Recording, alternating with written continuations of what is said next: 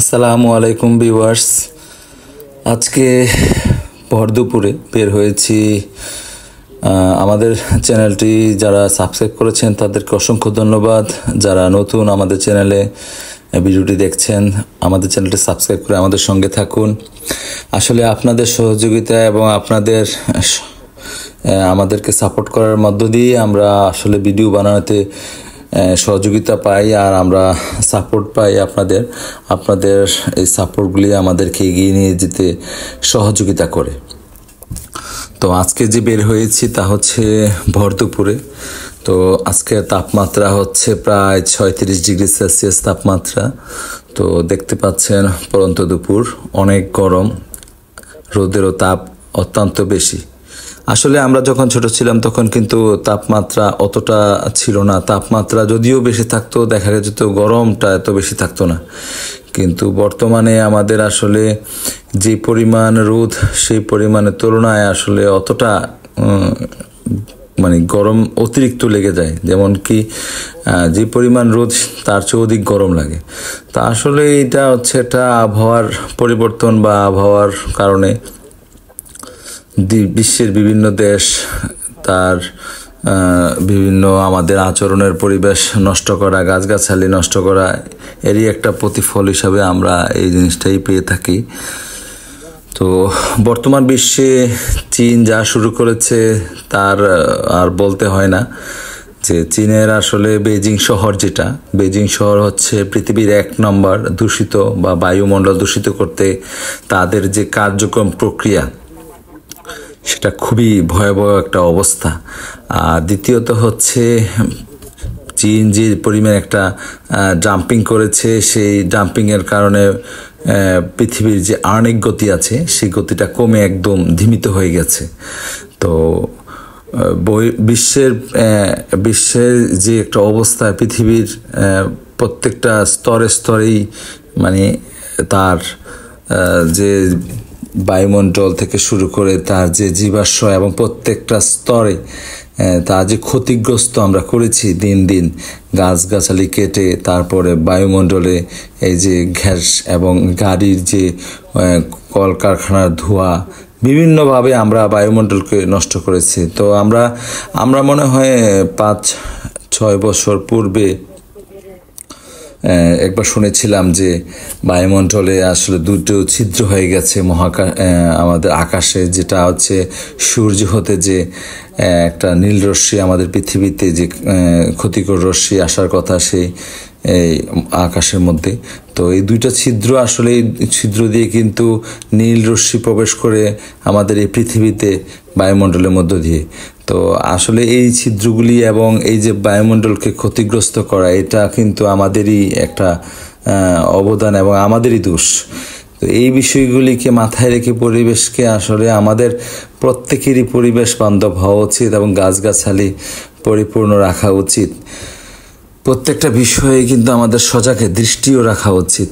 তো চীন খায় না এমন কিছু নেই। চীনে কিন্তু একটা প্রবাদ আছে যে 4 পায়া কাঠের চেয়ার আর টেবিল ছাড়া চীন খায় সব কিছুই।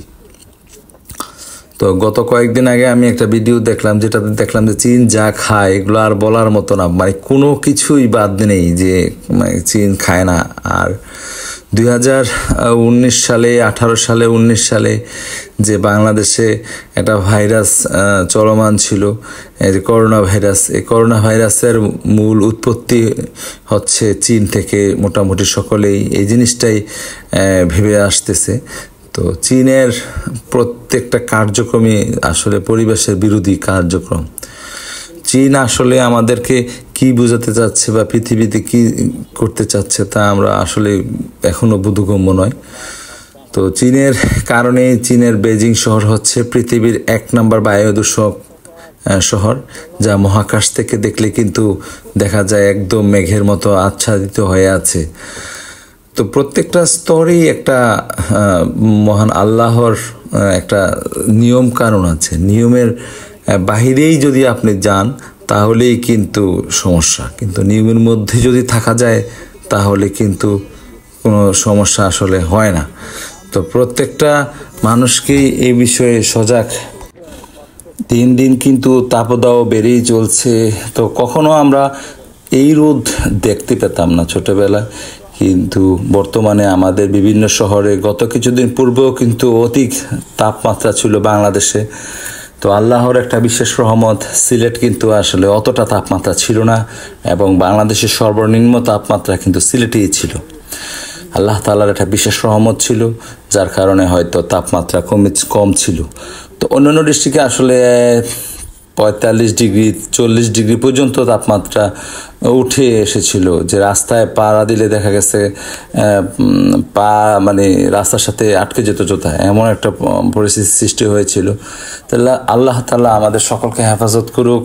আর দুপাশে দেখতে পাচ্ছেন কি সুন্দর গাছগাছালি। তো এখানে আসলে পাহাড়ি অঞ্চল, যার কারণে এখানে গাছগাছালি আল্লাহর কুদরতিভাবেই বা এরকমভাবেই হয়ে থাকে গাছগাছালি।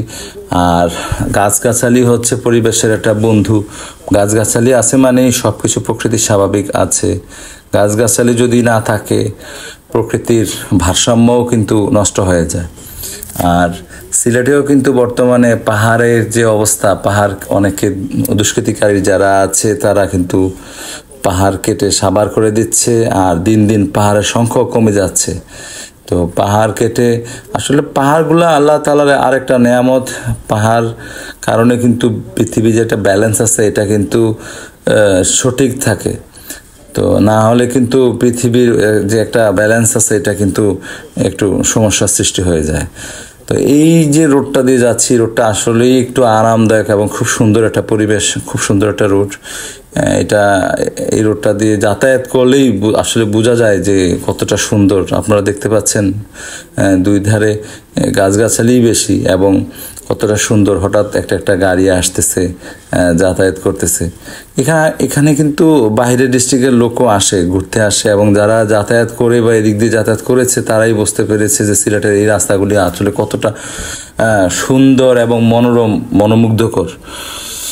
তো এই ভর দুপুরে যারা রিক্সা চালায়, ভ্যান চালায়, তারা কতটা কষ্ট করে, এটা যদি বাস্তবে আপনি না বের হন বা দেখতে না পান, তাহলে কিন্তু অনুভব করতে পারবেন না যে কতটা শ্রমের মধ্য দিয়ে তারা আয় উপার্জন করে থাকে। তো আমাদের চ্যানেলটিকে সাবস্ক্রাইব করে রাখবেন। আমাদের চ্যানেলটিকে সাবস্ক্রাইবের মধ্য দিয়ে আমরা আপনাদের সহযোগিতা সর্বদাই কামনা করি।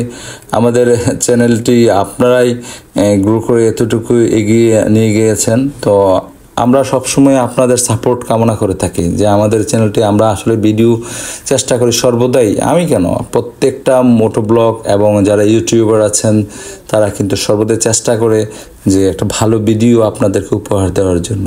তা আমরা সর্বদাই আশেপাশে যে যতটুকু আপনাদের ভালোভাবে একটা ভালো ভিডিও যেন উপহার দেওয়া যায়, সেইটাই আমরা সর্বদা চেষ্টা করে থাকি।